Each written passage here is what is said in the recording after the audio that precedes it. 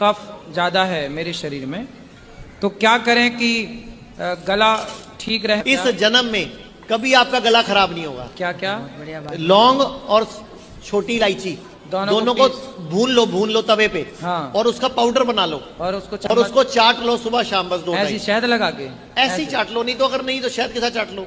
नहीं, ये तो आप ठीक कह रहे हैं, मैं इसको ट्राई करूंगा। ये लता मंगेशकर करती थी, आशा भोसले करती थी, सब बड़े बड़े गायक करते हैं।